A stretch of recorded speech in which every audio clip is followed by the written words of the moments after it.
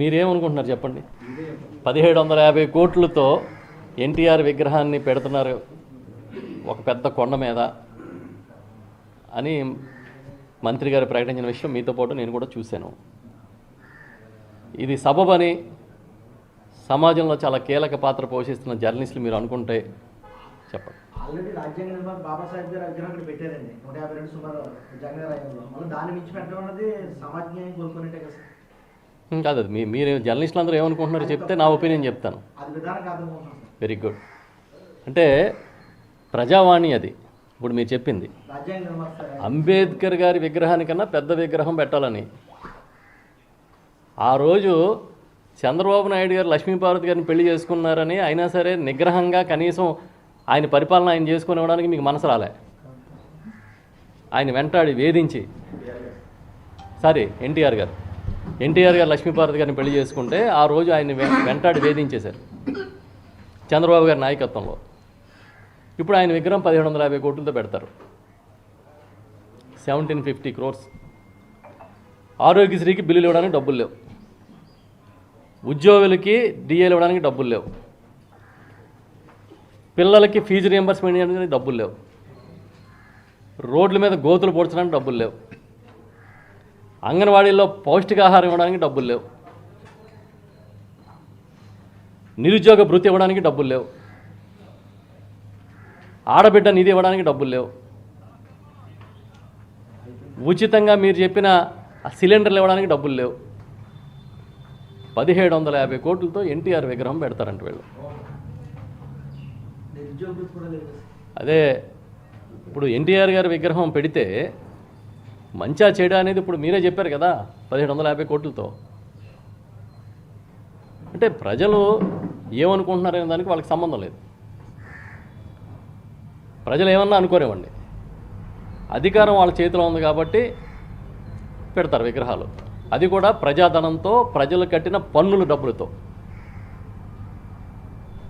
పోనీ అప్పులు అనుకుంటే అప్పులు కూడా మన నెత్తి మీద తెస్తున్న అప్పులే. ప్రభుత్వం అంటే ఎవరు? ప్రజా పరిపాలన వ్యవస్థ, అది ప్రజల్ని పరిపాలించే వ్యవస్థ.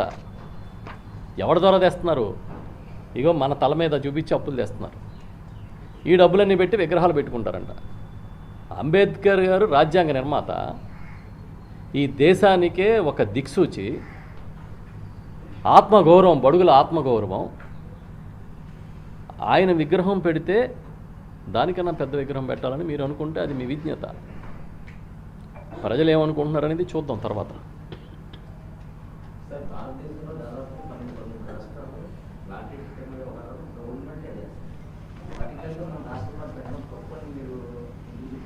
అంటే లాటరీలు పెట్టొచ్చు, ప్రభుత్వం నడపొచ్చు అని మీరు కూడా సమర్థిస్తున్నారా?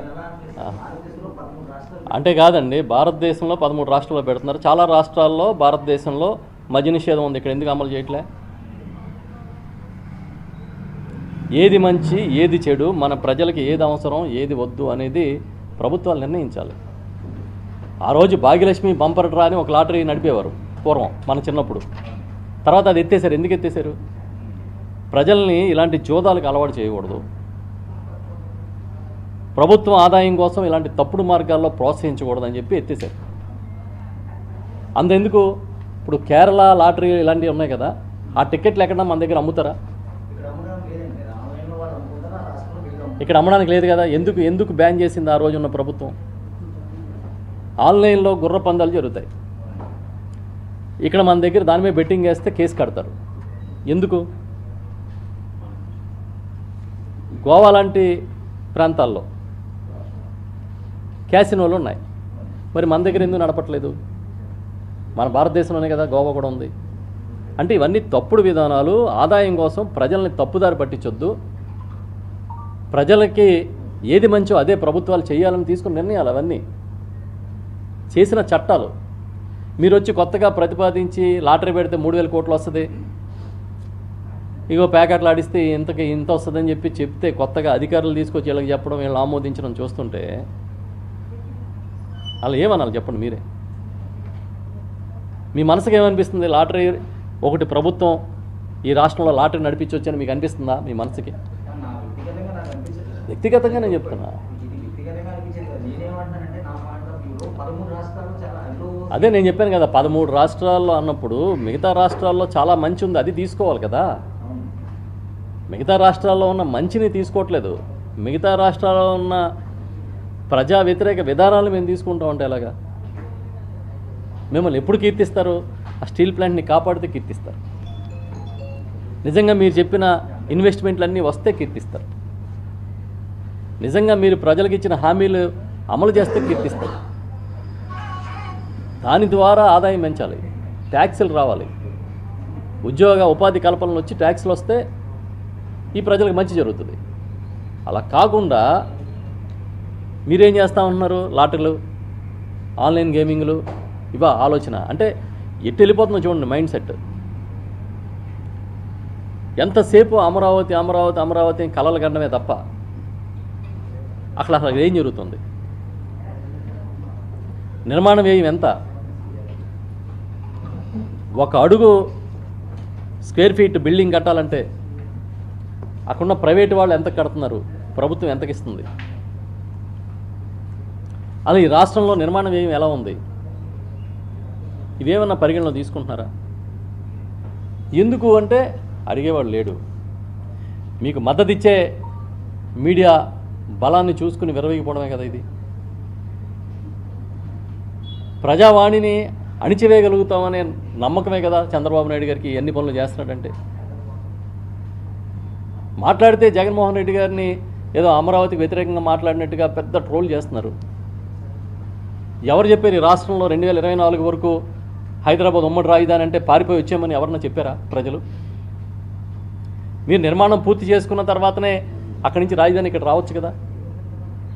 కనీసం ఒక షెడ్ కూడా వేయకుండా ఇవాళ జర్నలిస్టులు మీరు వెళ్ళండి, విజయవాడ గుంటూరులో ఏ కార్యాలయం ఎక్కడుందో ఎవరికీ తెలియదు. ఒక అగ్రికల్చర్ ఆఫీస్ ఎక్కడుందో, కమిషనరేట్ ఎక్కడుందో తెలియదు.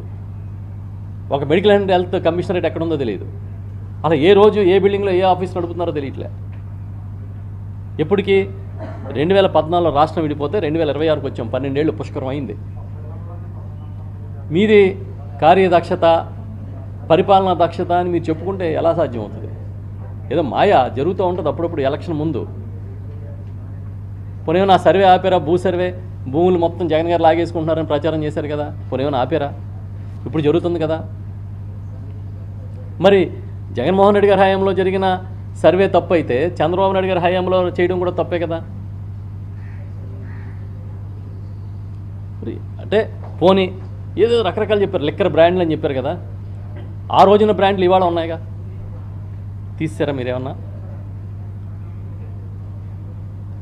అంటే వాళ్ళకి చంద్రబాబు నాయుడు గారు దక్షత ఏంటంటే ఏ వ్యవస్థనైనా సరే తనకు అనుకూలంగా పని చేయించగలుగుతాడు. ఏదో దానికి అక్కడక్కడ మినహాయింపులు ఉంటాయి. అలాగే ఇప్పుడు అధికారులు కూడా ఏమైందంటే ఈయనకి ట్యూన్ అయిపోయినట్టు కనబడుతుంది వీళ్ళు చేసే ప్రతిపాదనలు. నిజంగా ఒకవేళ వాళ్ళు తెచ్చినా కూడా అది ప్రభుత్వం ఆమోదించకుండా ఉండుంటే నిన్న ఏంటా ఇది మీరు లాటరీలు గీటలు పెట్టమంటున్నారని అన్నాడు ఆయన? అనలేదు. ఆదాయం కానీ రాకపోతే అధికారులదే తప్పు అన్నాడని రాశారు మీడియా అంతా. మరి ఇంకేం చేస్తారు వాళ్ళు? వినోద పన్ను పెంచండి. ఇప్పుడు ఇంకొకటి చూశాను ఇవాళ పత్రికలో, బహుశా ఈనాడులోనో ఆంధ్రజ్యోతిలోనో చదివాను. బ్రోవరీస్, మినీ బ్రోవరీస్ సిటీస్లోనే కాకుండా దాని చుట్టుపక్కల ఉన్న ప్రాంతాల్లో కూడా మినీ బ్రోవరీస్ ఇస్తారంట. అంటే అక్కడికక్కడే బీరు తయారు చేసి తాగుబోతులకు అందించే పథకాన్ని గ్రామ స్థాయికి తీసుకొస్తున్నారంట.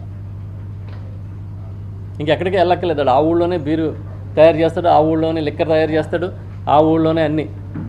వైద్యం మాత్రమే వెళ్ళాలి ఎక్కడికన్నా ప్రైవేట్ హాస్పిటల్కి. నమస్కారం రా బాబు, ఏంటి పరిస్థితి అని ప్రజలు అనుకునే స్థితికి తెచ్చారు. ఓకే.